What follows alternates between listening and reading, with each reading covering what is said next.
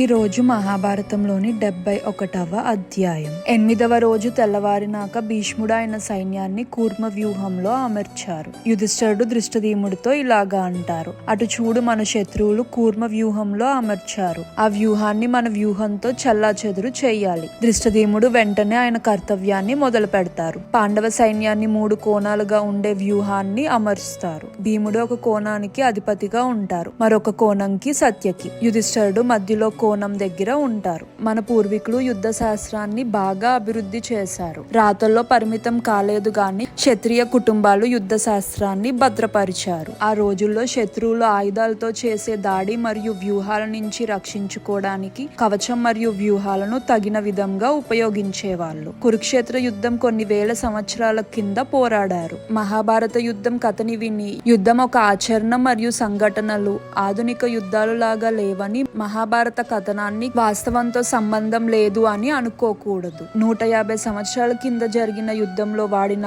ఆయుధాలు ఇప్పుడు ఆధునిక యుద్ధంలో జరిగే నియమాలు ఆయుధాలతో పోల్చుకుంటే చాలా వింతగా అనిపిస్తాయి. 150 సంవత్సరాల కింద జరిగిన వాటికే అంత వ్యత్యాసం ఉంటే ఎన్నో వేల సంవత్సరాల కింద జరిగిన మహాభారత యుద్ధం ప్రక్రియలు నియమాలు చాలా వింతగా ఉంటాయి అనే విషయాలకి మనం సిద్ధమయ్యి ఉండాలి. ఆ రోజుల్లో సైనిక వ్యవహారాలు సైనిక ఆధీనంలో ఉన్న క్షత్రియులతో ఉండేది. వాళ్ళ సంస్కృతి మరియు శిక్షణ పూర్తిగా వాళ్ళ సొంత బాధ్యత. వాళ్ళ సిద్ధాంతాలు, యుద్ధ రహస్యాలు, యుద్ధ శాస్త్రం, ఆయుధాలు వాడే కళ వారసత్వంగా పొందారు. అలాగే వ్యక్తిగత బోధన కూడా జరిగేది. ఆ రోజు యుద్ధంలో భీముడు 8 మంది ధృతరాష్ట్ర కొడుకుల్ని వధిస్తారు. దుర్యోధనుడు మనసు కుంగిపోయింది. భీమసేన మిత్రులు ధృతరాష్ట్ర సభలో జరిగిన అవమానానికి ఆయన ప్రతీకారాన్ని పూర్తిగా ఆ రోజే తీర్చుకుంటాడు ఏమో అని అనుకుంటారు. ఆ రోజు యుద్ధంలో అర్జునుడు కూడా గొప్ప దుఃఖంలో ఉంటారు. ఆయన ప్రియమైన కొడుకైన ఇరవంతుడు మరణిస్తాడు. అర్జునుడు మరియు ఆయన భార్య అయిన నాగాకి కొడుకైన ఇరవంతుడు కురుక్షేత్ర యుద్ధంలో పాండవ సైన్యంతో కలుస్తారు. దుర్యోధనుడు ఆయన మిత్రుడైన రాక్షస అలబంసని నాగవీరుడితో పోరాడడానికి పంపిస్తారు. ఇరవంతుడు భీకరమైన పోరాటం తర్వాత మరణిస్తారు. ఆ వార్త విన్న అర్జునుడు మనసు విరిగిపోతుంది. ఆయన వాసుదేవుడి వైపు తిరిగి ఇలాగా అంటారు, విదురుడు స్పష్టంగా చెప్పారు, ఇరువైపుల్లో భరించలేని బాధ చోటు చేసుకుంటది అని. ఒకరిపై ఇంకొకరం ఈ దారుణమైన విధ్వంసం ఎందుకు చేస్తున్నాం? ఆస్తి కోసమా? అందరినీ వధించి ఆఖరిలో సంతోషం ఎక్కడుంది? ఓ మధుసూదన, నాకు ఇప్పుడు కనిపిస్తుంది. యుధిష్ఠిరుడు దుర్యోధనుడు 5 గ్రామాలు ఇస్తే యుద్ధం చేయకుండా ఎందుకు అంగీకరిస్తాను అని అన్నాడు. దుర్యోధనుడు మూర్ఖుడు. 5 గ్రామాలు ఇవ్వడానికి కూడా తిరస్కరించాడు. ఇప్పుడు ఈ పాపాలు ఇరువైపులు చేయాల్సి వస్తుంది. నేను ఈ పోరాటాన్ని ఎందుకు కొనసాగిస్తున్నాను అంటే ఇతరులు నన్ను పిరికివాడు అని అనుకుంటారు. ఎప్పుడైతే చనిపోయిన వీరులు యుద్ధ భూమిపై పడిపోయి ఉన్నారో నా మనసు వాళ్ళని చూసి బాధతో నిండిపోతుంది. మనం ఈ పాపపు దారిలో నడుస్తున్నాము.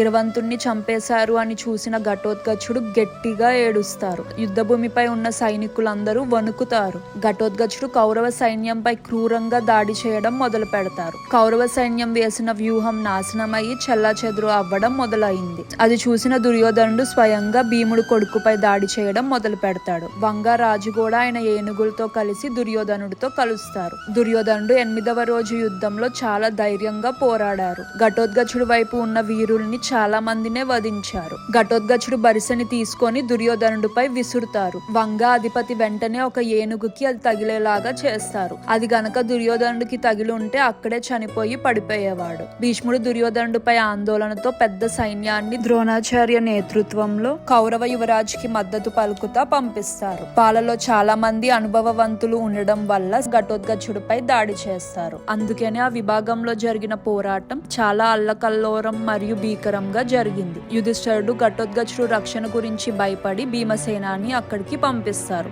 అప్పుడు యుద్ధం ముందు కంటే ఇంకా భీకరంగా మారింది. 16 మంది దుర్యోధనుడు సోదరులు ఆ రోజు నశించారు. మహాభారతంలో ఇంకా అనేకమైన విషయాలు మీకోసం ఉన్నాయి. తెలుసుకోవాలంటే సబ్స్క్రైబ్ చేసుకొని ఆల్ అని సెలెక్ట్ చేసుకోండి. నచ్చితే లైక్, కమెంట్ అండ్ షేర్ చేయండి. మన ఇతిహాసాన్ని అందరికీ తెలిసేలా చేద్దాం.